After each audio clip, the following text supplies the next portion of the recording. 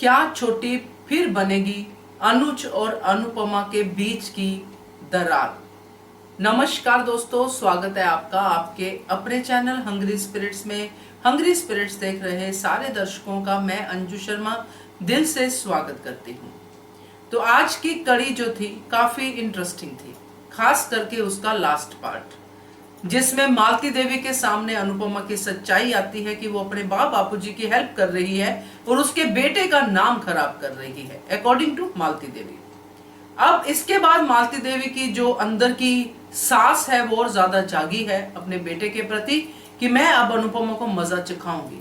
और मालती देवी के पास एक ही हथियार है, वो है छोटी। तो छोटी को अब मालती देवी जिस तरह से इस्तेमाल कर रही है, वो जो होगा उसकी वजह से अनुपमा और अनुज में दरार आ सकती है, और वो है छोटी। चलिए बात करते हैं। पहले वही निवेदन, जिन्होंने अभी तक चैनल को सब्सक्राइब नहीं किया है कृपया कर लीजिए, साथ में दोस्तों बेल आइकन दबाइएगा ताकि आपको हमारे वीडियोस के नोटिफिकेशन मिलते रहे।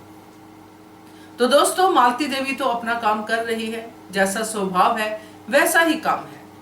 मगर यहाँ पे सवाल ये है कि ये छोटी है जिसने उस समय इसीलिए घर छोड़ा था, माया के साथ इसीलिए गई थी क्योंकि माया ने छोटी को कहा था कि तुम्हारी वजह से तुम्हारे मम्मी पापा में झगड़े हो रहे हैं।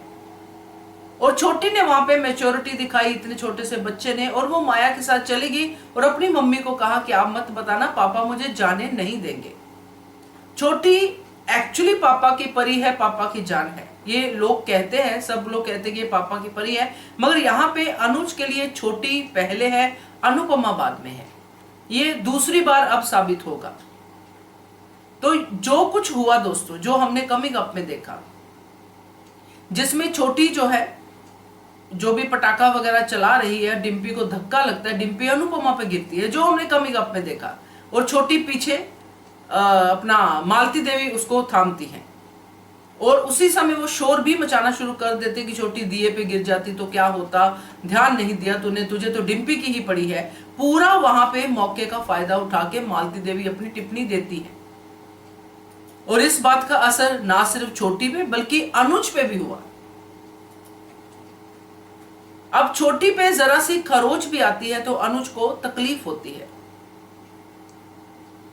मुझे तो ये बात जो है, जो अब हो रहा है, इसमें एक चीज सच में समझ में कभी भी नहीं आई कि एक माँ की ही सारी जिम्मेदारियां होती हैं बच्चे को देखने के लिए। दादी का रिश्ता वहां पे है जो बहुत जोर शोर से सामने आ रहा है। दादी खुद छोटी छोटी करती है, जरा जरा सी बातों का ध्यान रखती है। तो अगर दादी ने ध्यान रख लिया छोटी का तो इसमें क्या हर्ज हो गया। पिता भी वहीं पे है, पिता ने क्यों नहीं अपनी छोटी का ध्यान रखा भाई? क्या छोटी गिरे, छोटी पे कुछ चोट आए, सिर्फ अनुपमा का ही काम है छोटी का ध्यान रखना? क्यों ऐसा होता है ये संसार में, इस समाज में, कि बच्चे को खरोच है तो माँ की ही गलती है? भाई इतने सारे रिश्ते हैं जो चीख चीख के माँ की गलतियां निकालते हैं, तो क्या आपका कोई रिश्ता नहीं है उस बच्चे से? सिर्फ आपका यही रिश्ता है कि बच्चे को छोटी सी चोट लगी तो शोर मचाना शुरू कर दो कि माँ ध्यान नहीं रखती है, माँ ध्यान नहीं रखती है। कितनी बार अनुपमा को यह प्रूव करना पड़ेगा कि वो छोटी की माँ है? अनुपमा ने तो छोटी को अडॉप्ट करने से पहले भी 2 दिन लिए थे सोचने के लिए कि क्या मैं ये जिम्मेदारी निभा सकती हूँ, और अनुपमा निभा रही है। हर कोई आता है अनुपमा अनुज की जिंदगी में और छोटी का फायदा उठाता है। अफसोस की बात है कि ये बच्चा इतना छोटा है, इतना समझदार है, मगर कुदरत ने कुछ इस तरह से चीजों को किया है कि हर बार ये इस रिश्ते की कमजोरी बनता है, ताकत नहीं बनता।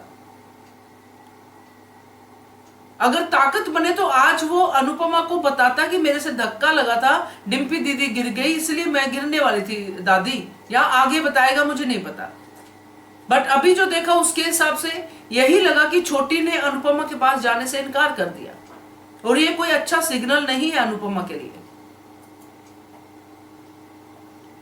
कैसे छोटी के स्कूल में अनुपमा पहुंची है अनुपमा को पता है, किसी और को नहीं पता, वो शेयर ही नहीं करती है। मगर यहां अनुज के रिएक्शन भी देख के यही लगा कि अनुज को ये अच्छा नहीं लगा कि अनुपमा डिम्पी का ध्यान रख रही है, मेरी छोटी का ध्यान नहीं रख रही है। अगर अनुज फिर से मेरी छोटी चिल्लाना शुरू करेगा दोस्तों, तो ये बहुत बड़ी गलती होगी। और कमजोरी होगी, क्योंकि वो यही दिखाएगा कि आज भी अनुपमा को छोटी जो है फर्स्ट पे है और अनुपमा दूसरे पे है।